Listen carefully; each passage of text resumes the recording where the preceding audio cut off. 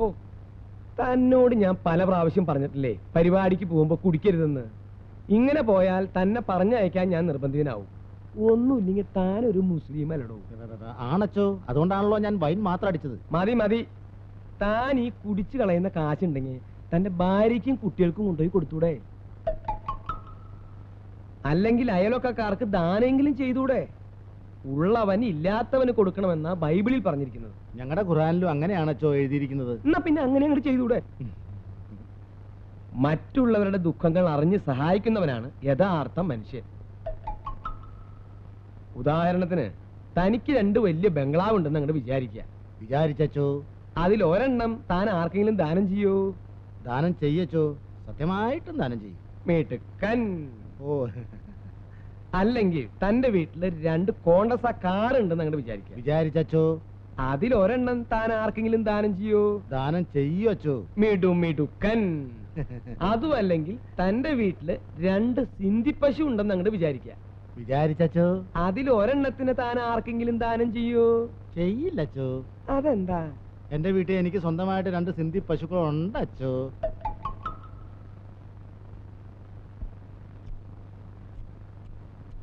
എന്തിയച്ചോ?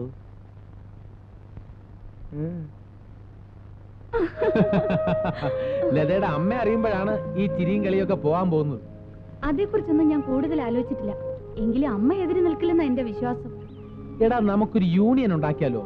യൂണിയനോ? അതെ, നമ്മളെ പോലെ സിമിലർ ലൈനിലുള്ളവരുടെ ഒരു യൂണിയൻ. അതില് സന്ധ്യ സാബുവിനെയൊക്കെ ചേർക്കാം. അവരെ രണ്ടുപേരെയും നമ്മൾ ഹാഫയിൽ കൊണ്ട് എത്തിച്ചിട്ടുണ്ട്. സന്ധ്യയുടെ മനസ്സിപ്പോ പകുതി സമ്മതത്തില്ല. അതൊന്ന് ഡീപ്പാക്കി എടുക്കേണ്ടത് ലതയുടെ ജോലിയാണ്. ഞാനൊരു ഐഡിയ പറയാം.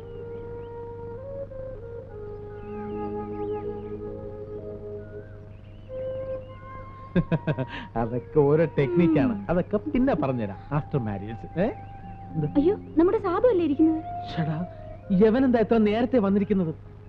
ഓരോ പാരകൾ നോക്കണേ. എടാ, നിന്റെ അടുത്ത് 5 മണിക്ക് വരാനല്ലേ പറഞ്ഞത്? ഇത്ര നേരത്തെ ഇങ്ങോട്ട് കഴിഞ്ഞാൽ ആര് പറഞ്ഞു? എടാ, എനിക്ക് മുറിയിൽ ഇരുന്നപ്പോ ഒരേ ടെൻഷൻ. നീ 4 മണിക്കാണോ 5 മണിക്കാണോ വരാൻ പറഞ്ഞതെന്ന്. നീ ഞാൻ ലേറ്റ് ആയി പോയിന്ന് കരുതി സന്ധ്യക്ക് അതൊരു ഫീലിംഗ് ആവരുതല്ലോ. ഓ, ഫീലിംഗ്? എടാ, സന്ധ്യ 5 മണി കഴിഞ്ഞിട്ടേ വരൂ. അത് കഴിഞ്ഞിട്ട് നീ വന്നാ മതി.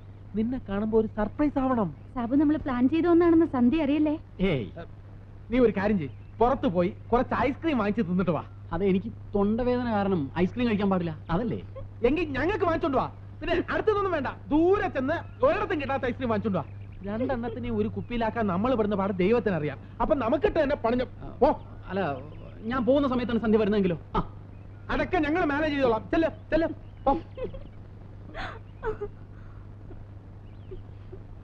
ഏതായാലും നമ്മുടെ സമയം കളയണ്ട. നമുക്ക് എന്തെല്ലാം പറയാൻ കിടക്കുന്നു. വന്നേ.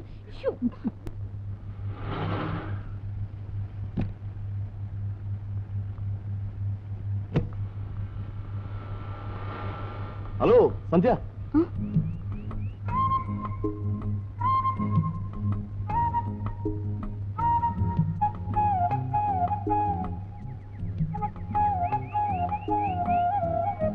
അയ്യോ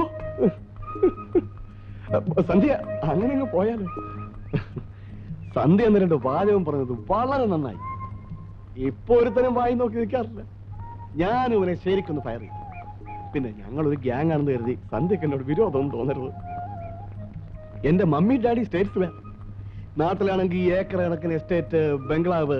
ഞാനങ്ങോട്ടൊന്നും പോകാറില്ല. എന്റെ MBA കഴിഞ്ഞപ്പോ മമ്മി ഡാഡി അങ്ങോട്ട് വിളിച്ചതാ. ഓ, എനിക്ക് വലിയ താല്പര്യമൊന്നുമില്ല. ചെറുപ്പം മുതലേ ഞാനൊരു മിമിക്ക. അതുകൊണ്ടാ നേരം കളയാൻ ഇവിടെ വന്ന് കൂടിയിരിക്കുന്നത്. സോറി, ഞാൻ ബയോഡേറ്റ ഒന്നും ആവശ്യപ്പെട്ടില്ലല്ലോ.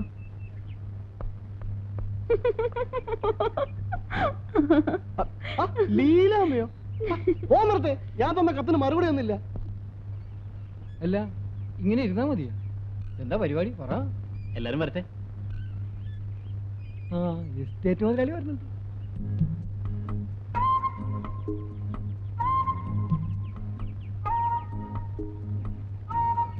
കേട്ടോടാ സ്വാമി, ഡാഡിയും മമ്മിയും സ്റ്റേറ്റ്സിലാ. ആ, നാട്ടിൽ ഏക്കർ കണക്കിന് എസ്റ്റേറ്റ്, ബംഗ്ലാവ്. MBA കഴിഞ്ഞപ്പോ അമേരിക്കയിലേക്ക് ഡാഡി മമ്മി വിളിച്ചതാ. എന്നിട്ട് പക്ഷെ പോവാൻ താല്പര്യമില്ല അത്രേ. ആ, എന്നാണ് നിന്റെ അപ്പച്ചനും അമ്മച്ചി അമേരിക്കയിൽ പോയത്? ഏക്കർ കണക്കിന് എസ്റ്റേറ്റും ബംഗ്ലാവും എന്തിനാടാ ഈ പെര കത്തുമ്പോ വാഴ വെട്ടുന്ന സ്വഭാവം കാണിക്കുന്നത്? എടാ ഈ പ്രേമം എന്നൊക്കെ പറയുന്നത് നിനക്കൊന്നും പറഞ്ഞിട്ടുള്ളതല്ല. പിന്നെ ഒരു കാര്യം, മേലിൽ നീ നമ്പർ ഇട്ടുകൊണ്ട് സന്ധ്യയുടെ അടുത്ത് ചെല്ലരുത്. ചെന്നാ നീ എന്ത് ചെയ്യൂടാ?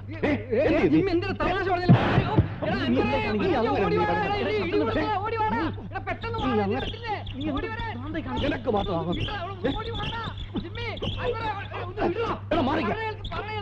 ഒന്നിനെ കൊറേ നാളെ വേണ്ട വേണ്ട കൊല്ലു ഞാൻ പിന്നെ ഞാൻ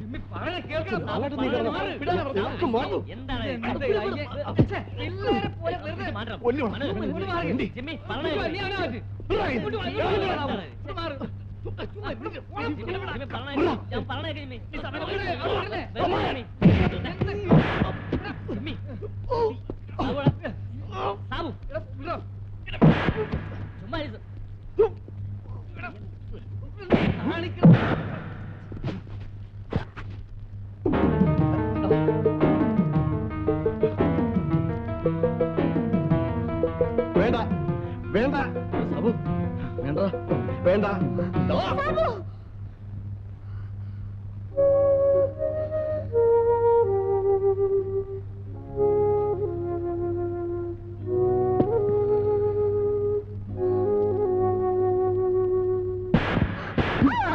എടി കൊന്നളയും നിന്നെ ഞാൻ. അവൻ നിന്നെ ശല്യം ചെയ്യുന്നു പറഞ്ഞ് ഇല്ലാത്ത കുഴപ്പങ്ങൾ ഉണ്ടാക്കി വെച്ച് ഈ പാവള അവനെ പ്രേമിക്കുന്നു. നീ എന്നതാ വിചാരിച്ചേക്കുന്നത്? ഞങ്ങളെ വിഡ്ഢികളാക്കാവുന്നു. മതി നിന്നെ ഡാൻസ് പഠിത്തോ. ഇനി വീട് വിട്ട് പുറത്തിറങ്ങാനുണ്ടല്ലോ നിന്നെ ഞാൻ നീ പോവല്ലേടി. എന്നതാടാ ഇവിടെ? അവളുടെ ഒരു സാബു അപ്പച്ചനെ അവളെ പുന്നാരിച്ച് പുന്നാരിച്ച് വഷളാക്കിയത്.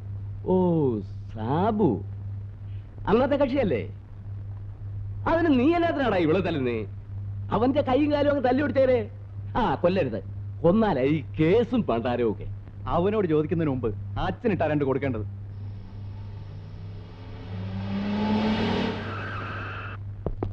ഈ കലാദർശയുടെ ബോർഡും വെച്ചേച്ച് അച്ഛൻ എന്നതാ അവിടെ നടത്തുന്നത്? എന്താ മനസ്സിലായില്ല? മനസ്സിലാക്കി തരാൻ തന്നെ ഞങ്ങൾ വന്നേക്കുന്നത്. കൊള്ളാവുന്ന വീട്ടിലെ പെമ്പിള്ളേരെ ഇങ്ങോട്ട് അയക്കുന്നത് നിങ്ങളെയൊക്കെ വിശ്വസിച്ച. പാട്ടും ഡാൻസും മാത്രമല്ല അച്ഛനോട് പ്രേമവും പഠിപ്പിക്കണമെന്ന് ഇപ്പോഴാണ് മനസ്സിലായത്.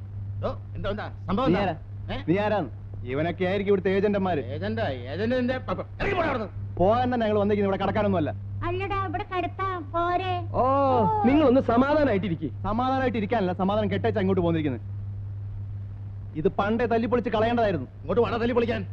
മര്യാദയ്ക്ക് ഇവിടുന്ന് പോയില്ലെങ്കിലേ പോകാൻ ആംബുലൻസ് വേണ്ടി വരും. താമ്പോടും. പിന്നെ അച്ചോ, ഇനി ഞങ്ങളെ ഇങ്ങോട്ട് വരുത്തിയേക്കരുത്, പറഞ്ഞേക്കാം. മമ്മൂട്ടി ഇവിടെ വന്നേ. ആരാ അവന്മാര്? എന്താ പ്രശ്നം? അല്ല അവന്മാരെ തലയ്ക്ക് വട്ട. എന്റെ കർത്താവേ, അവന്മാർക്കാണോ വട്ട് അതോ ഇവിടെയുള്ളവർക്കാണോ വട്ട്? ഒരു പിടിയും കിട്ടുന്നില്ലല്ലോ. നാണമില്ലല്ലോടാ നിനക്കൊക്കെ. ഒരു പെണ്ണിന് വേണ്ടി കിടന്ന് അടിപിടി കൂടുന്നു. ഞാനിവിടെ ഉണ്ടായിരുന്നെങ്കിൽ ഇതൊന്നും നടക്കൂലായിരുന്നു. എടാ ഒരാണിന് 7 പെണ്ണ് വെച്ച് ഈ ലോകത്തുണ്ടെന്നാ പറയുന്നു. ഏതെങ്കിലും നല്ലൊരെണ്ണത്തിന് നോക്കി എനിക്ക് എടുത്താ പോലും. അടുത്ത പരിപാടിക്ക് ഞാനുണ്ടാവില്ല. ട്രൂപ്പിലൊക്കെ വേറെ ആളിനെ അന്വേഷിച്ചോ. ഞാൻ അച്ഛനോട് പറയാൻ പോവാ. പോകുമെന്ന് പറഞ്ഞ് നീ അങ്ങനെ പേടിപ്പിക്കൊന്നും വേണ്ട. നീ ഇല്ലെങ്കിൽ വേറൊരുത്തൻ. ഓ ഇവിടെ ട്രൂപ്പിൽ ചേരാൻ ആളുകൾ പുറകെ നടക്കുന്നു. എനിക്ക് പേടിയൊന്നുമില്ല. ഞാൻ വിചാരിച്ചാലും ഒരാഴ്ചക്കുള്ളിൽ വേറെ ട്രൂപ്പ് ഉണ്ടാക്കടാ. ഈ ആവശ്യമില്ലാത്ത കാര്യങ്ങളൊക്കെ എന്തിനാ സംസാരിക്കുന്നത്? ഇതെങ്ങാനും അച്ഛന്റെ ചെവിയിലെത്തി ആകെ നാട്ട കേസാവും. എന്റെ പൊന്നളിയന്മാരെ, കഴിഞ്ഞതൊക്കെ നിങ്ങളൊന്നും മറക്കും. നിർത്തരുത്. ഒരുത്തനും കൂടുതൽ സംസാരിക്കണ്ട. ഇവർ രണ്ടുപേരെയും ഒരു കുടക്കീഴിലാക്കിയാണ് നമ്മൾ ആദ്യം ചെയ്യേണ്ടത്. അതിന് കൊടയുടെ ഒറ്റ ചവിട്ട് വെച്ചെന്നുണ്ടല്ലോ. എടാ സാബു, നിനക്ക് ഇവനോട് വഴക്കുണ്ടോ? എനിക്ക് വഴക്കൊന്നുമില്ല. നിനക്കുണ്ടോടാ? നിനക്ക് വിഷമുണ്ടാവുന്ന എനിക്കറിയാം. അതൊക്കെ അങ്ങ് മറന്നുകളാ. നീ എഴുന്നേക്ക്. എഴുന്നേക്കാൻ ഞാനാ പറയുന്നത്. എഴുന്നേക്ക്. നീ സാബു ഇങ്ങോ വാ. വരാൻ. രണ്ടുപേരും അങ്ങോട്ടും ഇങ്ങോട്ടും കൈ കൊടുക്ക. ഞാനാ പറയുന്നത് കൊടുക്കാൻ. നിമി ഇങ്ങനെയല്ല, നല്ല ചിരിച്ചോണ്ട് കൈ കൊടുക്ക. പല്ല് വിളി കാട്ടുന്നത് പിണക്കം തീർന്നുള്ള ചിരിയാണ്. നല്ല ഹാപ്പി അടിച്ചിരിക്കുക.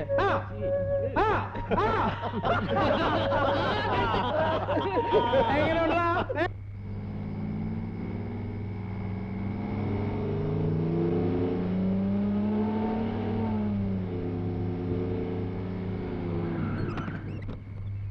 5 മിനിറ്റിനകത്ത് പോകണം. എല്ലാവരും വേഗം വേണം. ഇറങ്ങി പാടും കേട്ടെ. പുലി ഇറങ്ങാനുള്ള സാധ്യതയുള്ള സ്ഥലമാണ്. രമണി, ഒരു പെണ്ണിന്റെ കരച്ചിലല്ലേ കേൾക്കുന്നത്? ശരിയാ, ഒരു വണ്ടി മറിഞ്ഞു കിടക്കുന്നു. അവിടെ കരച്ചിൽ കേൾക്കുന്നത്. വാ, നമുക്ക് പോയി നോക്കാം.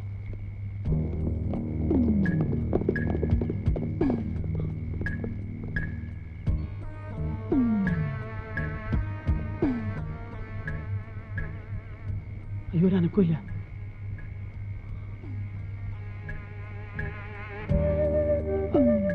നമുക്കൊരു ഹോസ്പിറ്റലിൽ എത്തിച്ചാലോ? ഓരോ ദിവസം ഒരു പുലിവാല ഉണ്ടാക്കരുത് കേട്ടോ. അന്ന് റോഡിൽ കിടന്ന പ്രവാചകനെ തൂക്കിയെടുത്തുകൊണ്ട് പോകാൻ അനുഭവം നീ മറന്നിട്ടില്ലല്ലോ. 2 ദിവസമാവും ലോക്കപ്പിൽ കിടന്നു.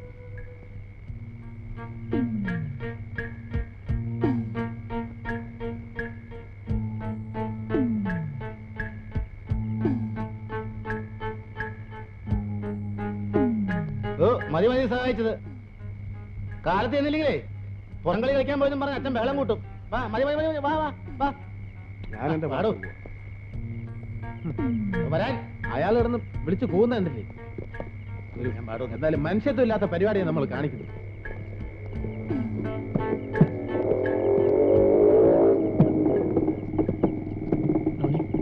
ആ മോട്ടോർ സൈക്കിളാരും നമ്മളെ തന്നെ ശ്രദ്ധിക്കുന്നു. ശരിയാ, നമുക്ക് വേഗം സ്ഥലം. നീ എന്താ നേരത്തെ ഇങ്ങോട്ട് പോകുന്നത്? എനിക്ക് ചോരാണ്ട സ്ഥലമായിരുന്നു.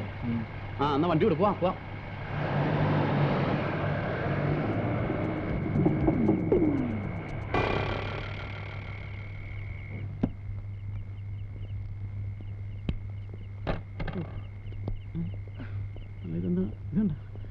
എടാ, എല്ലാത്തിനും കൂടെ ഇങ്ങോട്ട് കെട്ടിയെടുത്ത് എനിക്കൊന്ന് കിടന്ന് ഉറങ്ങണം. നീ കിടന്നോ?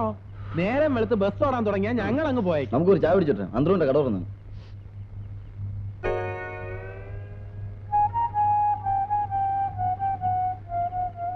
എന്താടാ ഇത്? ഇത് എവിടെ നിന്നാണെന്ന്? ഇതങ്ങനെ കിട്ടി. മനസ്സിലായി. പ്രോഗ്രാം കഴിഞ്ഞിട്ട് നമ്മൾ ആ സമിതി സെക്രട്ടറിയുടെ വീട്ടിൽ നിന്ന് ഊണ് കഴിച്ചില്ലേ? അവിടെ നിന്ന് അടിച്ചെടുത്തത്. ഇത് അവിടെ നിന്നൊന്നും കിട്ടിയല്ല. പിന്നെ എവിടെ ആ ആക്സിഡന്റ് നടന്ന സ്ഥലമില്ലേ, ആ പെണ്ണിന്റെ അടുത്ത് ചേർന്ന് കിട്ടിയതാണ്. ഇവന്റെ ഈ സ്വഭാവം കൊണ്ട് ഒരു ദിവസം നമ്മൾ എല്ലാ അകത്ത് കയറിയില്ല. അത് ശരിയാ. നിന്റെ കരിയാക്കൊണ്ടൊന്നും മിണ്ടായിരിക്കാവോ? എടുക്കണം, എടുക്കാൻ. കട്ടെടുത്ത സാധനം ഇവിടെ വെക്കരുത്. ഇത് കട്ടെടുത്തല്ല, കിട്ടിയതല്ലേ. ഞാൻ അങ്ങനെ ആയിപ്പോയി. കാണാൻ ഭംഗിയുള്ള എന്ത് കണ്ടാലും എനിക്ക് എടുക്കാൻ തോന്നും. ഇല്ലെങ്കിൽ എനിക്ക് ഭയങ്കര ടെൻഷനാ. എവിടെന്നെങ്കിലും 2 എണ്ണം കിട്ടുമ്പോ നിന്റെ ഈ ടെൻഷൻ മാറിക്കോളും കേട്ടാ. ഇത് കൊള്ളാമല്ലോടെ സാധനം. ഒന്ന് നോക്കട്ടെ. അത് വേണ്ട, കുറ്റം പറയാൻ വേണം, സാധനം കാണാൻ വേണം. അത് വേണ്ട, ഒന്ന് ശരിയാവൂല, തരൂല. നോക്കിട്ട് തരൂലാന്ന് പറഞ്ഞില്ലേ? നല്ലല്ലേ സാധനം, ഒന്ന് നോക്കിട്ട് തരാം. കഷ്ടപ്പെട്ടിട്ട് ഞാൻ കള്ളന് തരാം. തരൂല.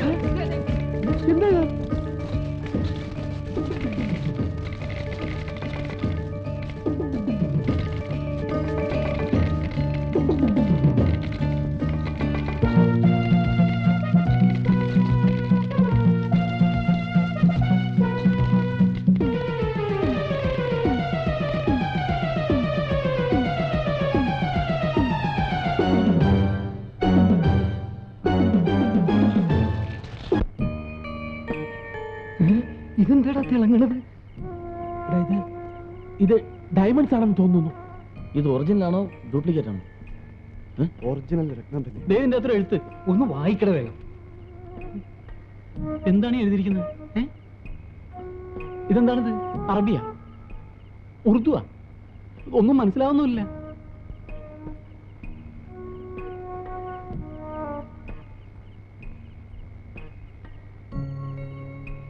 ഇത് ഏതോ സ്മഗ്ലിംഗ് പാർട്ടിയുടെ എഴുത്താണ്. ദാ ഇവിടെ IKT എന്ന് മാത്രം ഇംഗ്ലീഷ് എഴുതിയിട്ടുണ്ട്. എന്താണ് ഈ IKT? IKT എന്ന് പറഞ്ഞാ ഇടികൊള്ളും തീർച്ച. ഇതെന്തോ കുഴപ്പം പിടിച്ച കേസാണ്. ഞാൻ എപ്പോഴും പറയാറില്ല ഇവൻ കാരണം എല്ലാവരും അകത്ത് പോകുന്നു. ഇപ്പൊ എന്തായി? കിടന്ന് ബഹളം വെക്കാതെ ഒരു കാര്യം ചെയ്യാം. നമുക്ക് ഇതെല്ലാം കൂടി ആ പാവയ്ക്കകത്ത് തിരിച്ചിട്ട് അത് അതേപോലെ കിടന്ന സ്ഥലത്ത് തന്നെ കൊണ്ടുപോയിടാം. അങ്ങോട്ട് കൊണ്ടുപോയല്ലേ. ഇപ്പൊ അവിടെ ചെന്ന നാട്ടുകാരും പോലീസുകാരും ഒക്കെ ഉണ്ടാവും.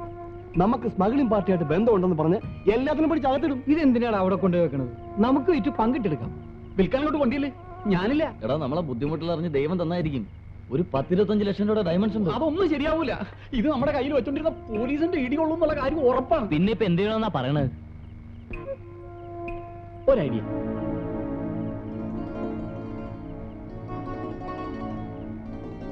നമുക്കിത് പോലീസ് സ്റ്റേഷനിൽ കൊണ്ടുപോയി കൊടുത്താലോ? ഓ, അവന്റെ ഒരു ഐഡിയ.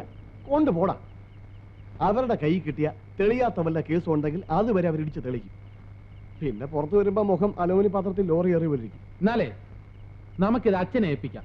അച്ഛനൊരു തീരുമാനം എടുക്കട്ടെ. ആ ബെസ്റ്റ്. അച്ഛൻ്റെ കൊടുത്താലേ അങ്ങേര് അതുകൊണ്ട് ഏതെങ്കിലും നേർച്ചപ്പെട്ടി ലോട്ടിടും.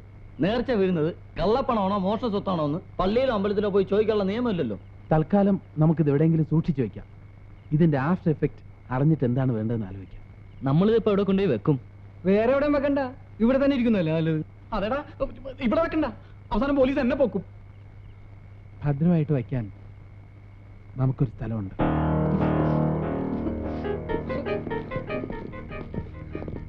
വേണ്ടടാ.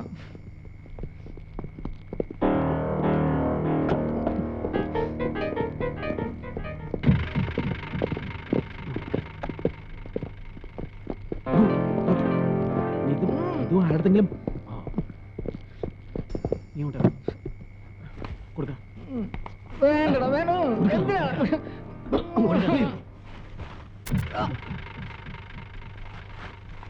അങ്ങോട്ട്